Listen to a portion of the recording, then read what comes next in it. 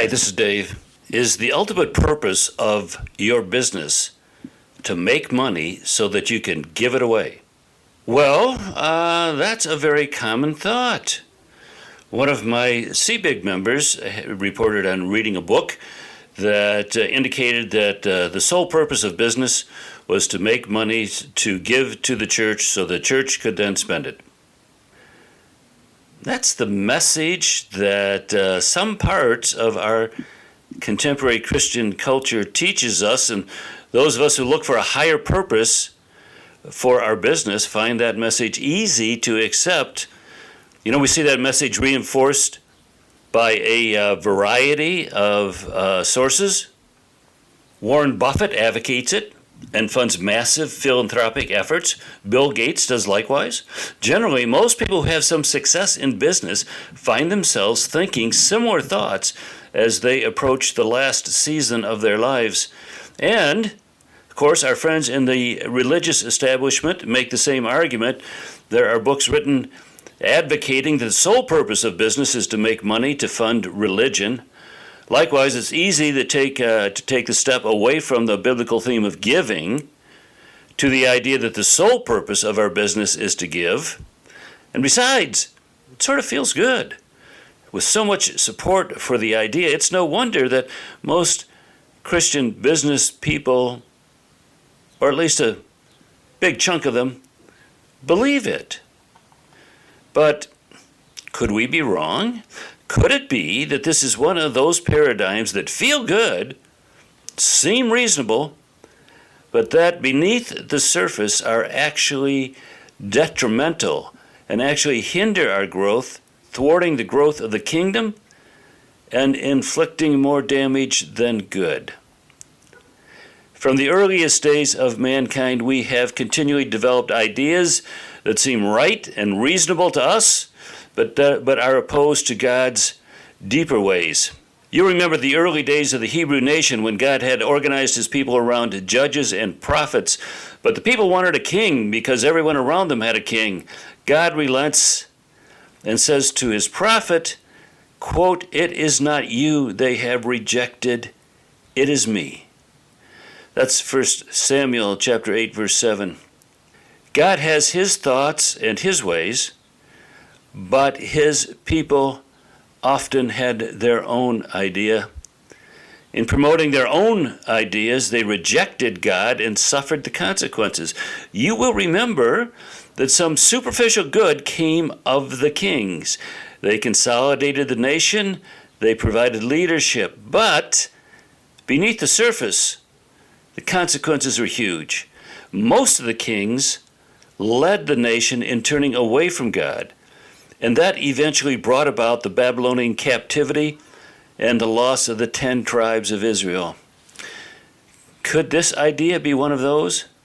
Ideas that seem good on the surface, but which are really detrimental when we look a little closer. Let's look at the consequences of this belief, the consequences of the belief that the sole purpose of business is to make money to give to the church. What are the consequences? Well, it elevates money to the highest priority in business. By stating the purpose of a business is to make money so that you can give it away, you elevate money to the highest priority in business. Now, all of the other purposes of a business, to provide community, to develop leaders, to bless communities, to demonstrate the fullness of Christ, etc., all the others slide down the scale and become subservient to the quest to make money. While a business should make money, that is not its highest calling. A business only achieves its potential when it steps out of the, quote, money is everything mentality. By the way, you'll find the full list of purposes of a business in my most recent book, The Good Book on Business. The Good Book on Business, you can get it wherever books are sold, Amazon, etc. So that's number one. It elevates that thought process, that belief, that errant, false belief, elevates money to the highest priority in business. Number 2, it encourages non-scriptural giving. Listen carefully now. Business giving, particularly giving to the local church or religious institution, is nowhere modeled in the Bible. The Bible knows nothing of organizations giving to other organizations. Almost all of the giving in the Bible is one person giving to another. By institutionalizing the gift and the giftee, we take the power out of the gift. It becomes a tax write-off and a notation on a P&L instead of a heartfelt expression of Christ's love from one person to another. Now, there are reasons why the percentage of Christians has not increased even 1% in the last 30 years in this country. In spite of $530 billion spent by the institutional church system, the percentage of Christians has not increased and, in fact, has decreased. One of the causes of this unacceptable situation is the institutionalization of giving, which is encouraged by the business as moneymaker paradigm. So, number 2, it encourages non-scriptural giving. Number 3, negative consequences. It encourages a compartmentalized view of business. Now, if you hold the view that a business purpose is to make money to give to the religious institutions, then you will have a neat and easy demarcation between what you do on Monday through Friday and what you do on Sunday. See, it's easy to hold that business is business, has nothing to do with Christianity. The only point of intersection is when the check is passed from one hand to the other. This compartmentalized view of business is another reason why the kingdom has been stymied. Since many Christians see their business as something separated from their Christianity, they often make decisions and institute practices that are not influenced by Christianity. The most common complaint about Christians by non-Christians is leveled at churchgoers and labels them as hypocrites. The compartmentalized view of business promoted by this paradigm contributes to that hypocrisy. Number four, negative consequences of this false belief. It violates plain scriptural teaching.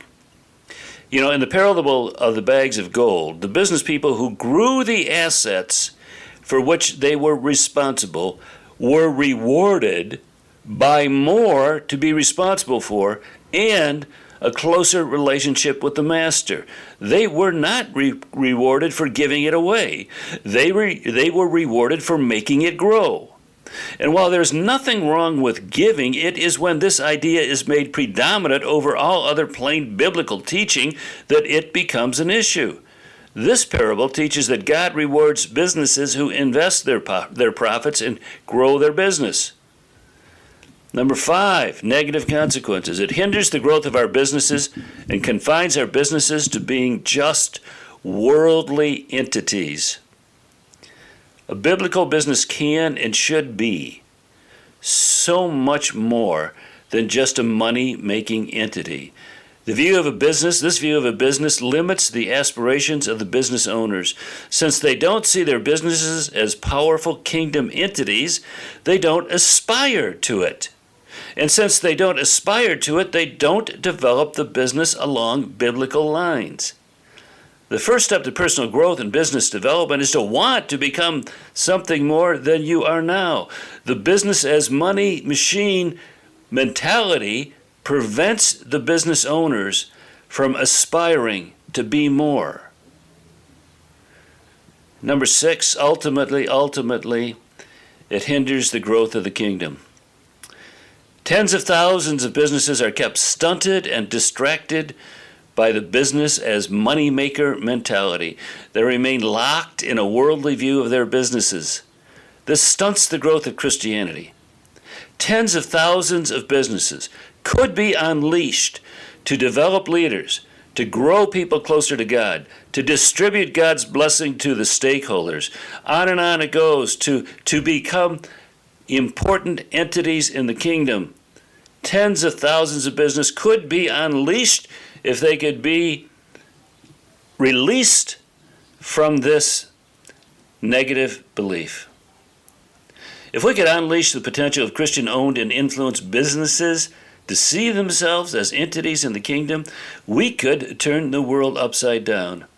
Instead, we're held captive by our own paradigms and beliefs. The idea that the purpose of a business is to give money to the religious institution is one of the most insidious of those false beliefs. Okay? That's it. We're done. Bye-bye.